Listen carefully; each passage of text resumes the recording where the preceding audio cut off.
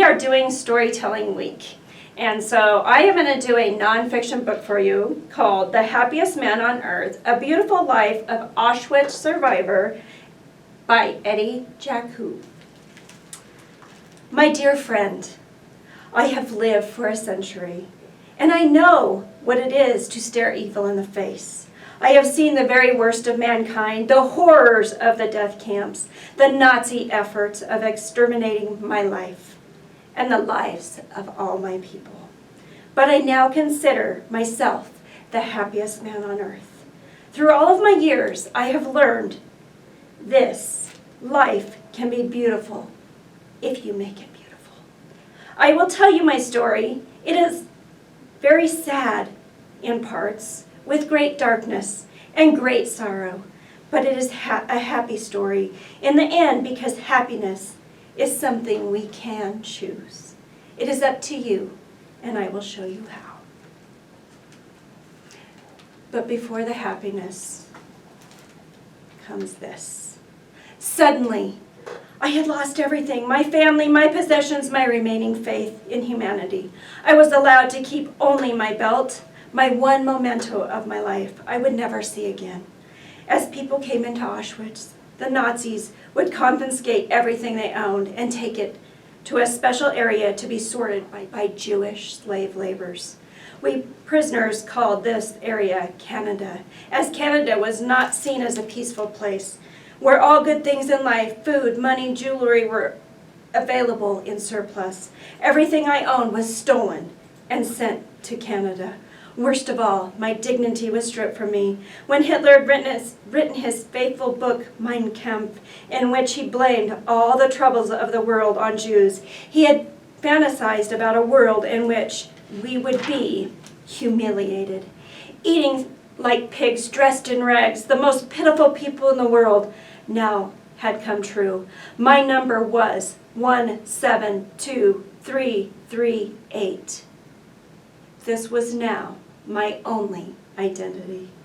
They even took your name from you, no longer a man, just a gear turning slowly in a great killing machine.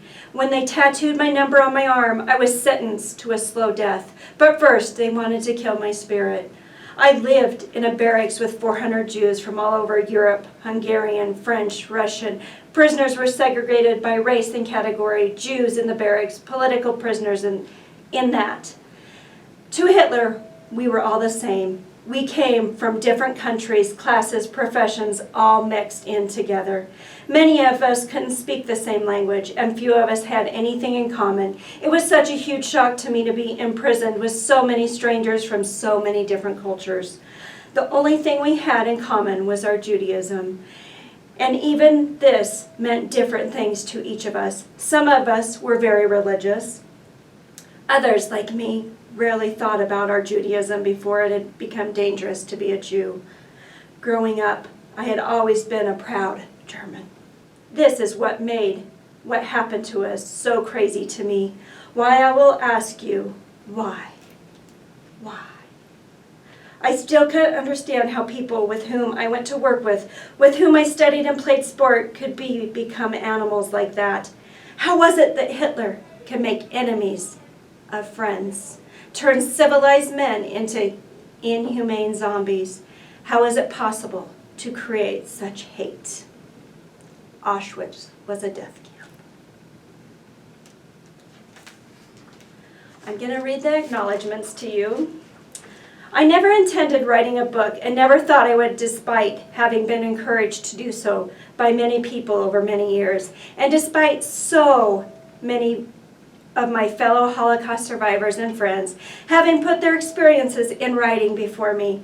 It was only the approach by Pan Macmillan which finally convinced me to commit my experiences and thoughts to writing at the ripe old age of 100 years. For that, I must sincerely thank publisher Kate Blank and writer Liam Pieper. Kate for her confidence in the project and her persistence, and Liam for his sensitivity and skill in putting my words on the page. No less important to endeavor was the encouragement and input of my dear family, my darling wife, Laura, and my sons, Michael and Andre. This book is for them and for my grandchildren. Danielle Jaku Greenfield, Mark Jaku, Philip Jaku, and Carly Jaku, and my great-grandchildren, Lara, Joel, Zoel Greenfield, and Samuel and Toby Jaku. And for my family, near and far, the descendants of my sister Johanna, Leah Wolf, and Miriam Oppenheim, my uncle Moritz Eisen, brother of my dear mother, and my aunt Selah Desord, sister of my father, both having left Europe for Palestine before the catastrophe. It is also in memory of all my relatives who were murdered by the cruelest society in the history of mankind, for the 6 million innocent Jews who cannot speak for themselves, and to the memories of culture, music, and great potential which perished along with them. For all the friends I have made in the 75 years since the Holocaust, I must acknowledge and thank Sydney Jewish Museum and its wonderful staff who have always encouraged me to tell my story to young and old since the museum's opening in 1992. The museum has been a second home to me, and its staff and volunteers a second family. English is not my first language, and with the limitations of advanced age, this was not an easy task to undertake. English is not my first language, and with the limitations of advanced age, this was not an easy task to undertake. Nevertheless, I hope that readers will find the effort was worthwhile. Alone we are powerless, but together we are strong. I want the world to be a better place, and hope humanity might be restored a little by reading this book. I also want to say to you, never give up hope. It is never too late to be kind, polite, and a loving human being. I wish everybody luck, best of luck, alles gut, bonne chance, your friend, Eddie Jaku. Thank you.